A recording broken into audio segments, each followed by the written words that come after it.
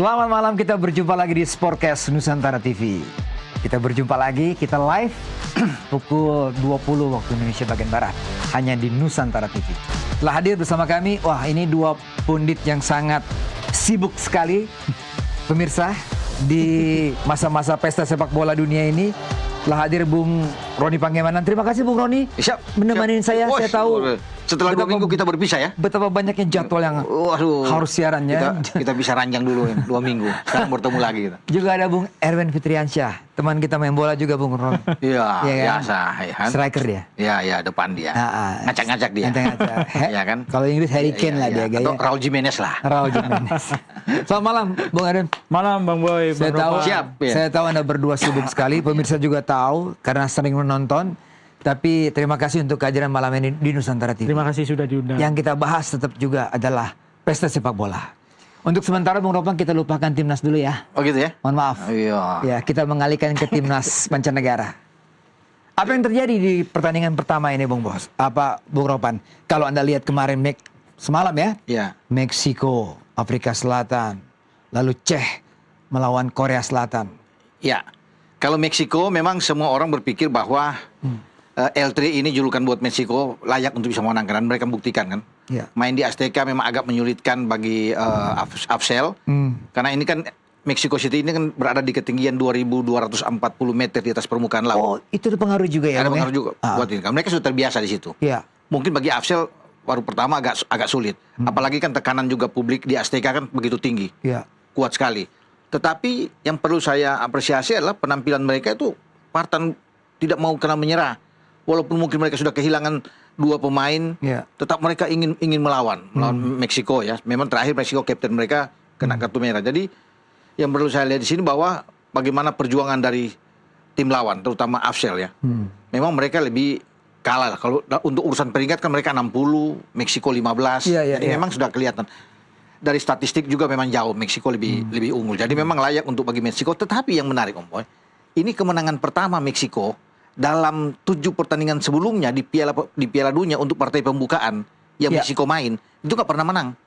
5 kalah dan 2 imbang. Terakhir kan lawan Afrika Selatan 2010. Draw 1-1. Iya. Nah, jadi kemenangan perdana selama mereka ikut Piala Dunia. Dan bermain di partai pembukaan. Sudah ke-8 kali. 7 sebelumnya itu 5 kalah 2 imbang.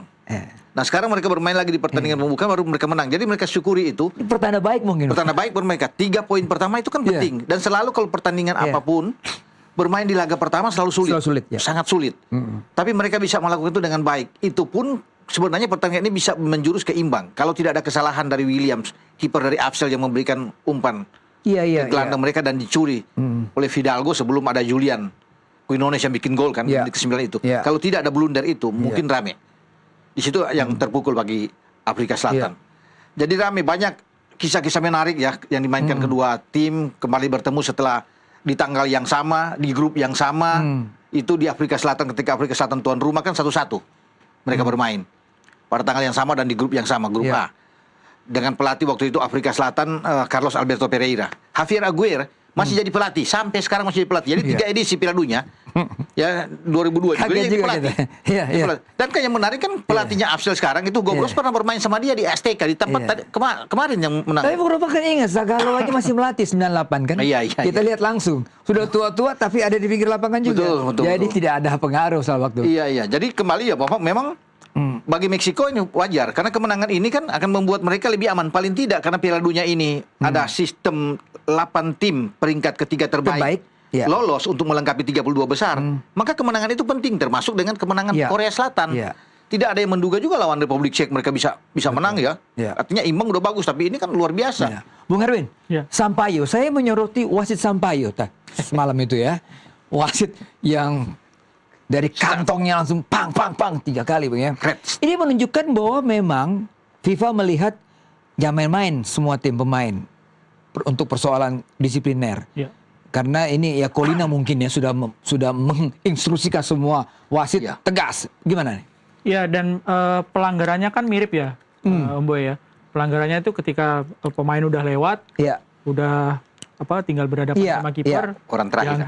Pemain kapten Meksiko pun juga kenanya kan seperti itu gitu. Menurut saya ini harus jadi warning sih buat tim-tim lain bahwa wasit nggak main-main, apalagi nanti kalau misalnya peraturan-peraturan baru itu diterapkan ya dengan wasit yang seperti itu, yang tegas seperti itu ya harus waspada gitu. Dan menurut saya agak merugikan sih bagi Meksiko karena kan waktu kena kartu merah itu sudah leading 2-0 gitu. Dan pelanggarannya itu benar-benar 90 sekian. Iya, benar-benar yang itu kalau misalnya bolanya orangnya dibiarin aja belum tentu gol juga gitu ya. Krusial itu. Refleks mungkin ya. Dan itu kapten loh. Iya, kaptennya. Kapten, kehilangan kapten mereka, benar. Tapi Bung, yang menarik ya, ciri Meksiko di bawah pelatih Gaek ini, memang intensitas tinggi, dia nggak perlu main sepak bola indah. Tapi force, direct, dan juga physical. Gimana Bung Ropan? Iya, yang mereka butuhkan kan adalah menciptakan gol dan menang. Bukan soal bermain dan cantik. Lebih bagus memang bermain cantik dan menang. Tapi bagi Meksiko, mereka ketika mendapatkan gol pertama dari blunder kiper Williams itu, mereka lebih termotivasi untuk bermain. Dan kita bisa melihat, kan mereka pressingnya tinggi, kuat sekali. Bagaimana penguasaan bola, intensitas serangan yang sangat tinggi mereka lakukan. Dan memang itu cara mereka. Mereka belum kalah, boy. Sejauh ini belum terkalahkan dari babak penyisian itu. Pertandingan persahabatan nggak kalah. Itu luar biasa bagi Meksiko. Bung Erwin, comeback-nya Korea yang kita lihat barusan tadi, ya, ini menunjukkan bahwa tim-tim Asia itu prepare luar biasa untuk menghadapi Piala Dunia kali ini, menghadapi siapapun. Ya, kalau dilihat permainannya sebenarnya dari babak pertama itu Korea menguasai. Dan peluang yang didapat di babak pertama itu juga probabilitasnya harusnya bisa mencetak 2 atau 3 gol. Son Heung-min di depan gawang itu dia udah punya shooting udah punya ruang, tapi masih melenceng, ada yang diblok juga. Jadi memang Korea Selatan pantas untuk menang meskipun mereka kebobolan terlebih dahulu. Kebobolannya kan juga lemparan ke dalam, toto kaptennya Ceko muncul dari belakang. Sekarang lagi tren ya. Lemparan ke dalam langsung direct itu. Dan Korea Selatan menurut saya sama sebetulnya kayak Jepang. Mereka pemain-pemain yang ada di luar yang abroad itu yang membawa pengaruh yang besar sekali gitu untuk bisa bersaing gitu. Iya, Bung Ropan, kita soroti nomor punggung 6 Bung Ropan karena kalau 2 kali 24 menit kita lihat istimewa sekali pemain ini. Hwang In-beon. Yes. Yang membuat gol dan juga 1 assist. Bukannya dia paling top, tapi dia menonjol sekali Bung Ropan. Iya, menonjol dan memang benar kalau dia diganjar dengan man of the match kan. Ya. Wajar karena 1 gol dengan 1 assist. Dan memang bersyukur bahwa Korea itu punya pemain seperti dia. Kalau salah di Asian Games dia ikut ya. Main di Pakansari 2018 ya. 2018 ya. Jadi lawan Jepang ya. Lawan Jepang dan medali emas. Iya. Dan luar biasa loh, Boy. Itu dia nggak mudah kan lawan dengan badan-badan yang sangat tinggi yang dari Cekoslowakia. Waduh.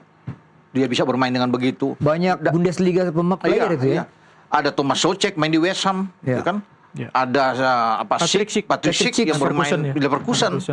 Bagus ini tim ini kan sebenarnya. Cuma kan gelandang nggak terlalu tinggi ya, bagus, tapi pergerakan dia, reading the game-nya bagus, skillnya oke, tekniknya bermain sangat baik, passingnya juga kan bagus sekali. Jadi saya bilang Korea memiliki pemain seperti ini sangat baik. Jadi bukan hanya bergantung kepada satu sosok Son Heung-min atau Lee Kang-in misalnya, ya, tetapi atau Hwang Hee-chan yang masuk di babak kedua. Tapi mereka sudah punya pemain-pemain dan ini posisi dia kan di tengah, gelandang, poros yang sangat kuat. Nah Korea butuh seperti dia. Son kan nggak bisa bermain seperti itu, karena lebih dorong ke depan. Nah harus bermain di gelandang seperti Yeon-beon yang sangat militan bermainnya. Memang Anda sudah lihat waktu di Pakansari ketika dia masih bergabung dengan tim Asian Games Korea itu. Kelihatan sekali pemain ini punya skill yang bagus kan? Belum seperti itu sih Bang Boy. Belum seperti itu ya. Sekarang berkembang ya. Iya, dan yang bikin amazing itu dia itu kan bukan striker, bukan gelandang serang. Betul. Kayak paket komplit gitu. Caranya dia mengecoh kiper waktu cetak gol itu kan bukan cara pemain gelandang sebetulnya, bukan cara pemain gelandang umum gitu ya. Jadi caranya itu kan seperti cara-cara striker memang. Dia bawa ke kiri, ditekuk ke kanan dan ditaruh bolanya. Itu kan 3 golnya pemain out position ya. Golnya ngeselin karena bolanya kan pelan. Mau dikejar sama kaptennya Ceko juga nggak kekejar. Berarti ini ya Bung Ropan ya. Itu mainnya. Ini. Dan yang menarik yang di bobol kipernya teman satu timnya di PSV. Nah loh. Juara Eredivisie. Oke Bung Ropan. Jadi 2 pertandingan di grup A ya Mas ya. Grup A ini sebenarnya sesuatu yang paling tidak menjanjikan bahwa grup B, grup C, grup D akan memperlihatkan prestasi sepak bola yang asik itu, Bung. Iya dong, harus itu. Karena kan di grup A ini sudah mendapatkan 3 poin, Meksiko dan Korea Selatan. Iya. Artinya kans untuk menuju ke 32 besar sudah di depan mata. Terbuka. Dan yang menarik bahwa Meksiko dan Korea Selatan ini akan bertemu dalam pertandingan tanggal 19 kan? Ya. Ya berdua. Jadi kalau berdua seandainya misalnya Boy, imbang aja, peringkat ketiga sudah di tangan itu. Paling tidak.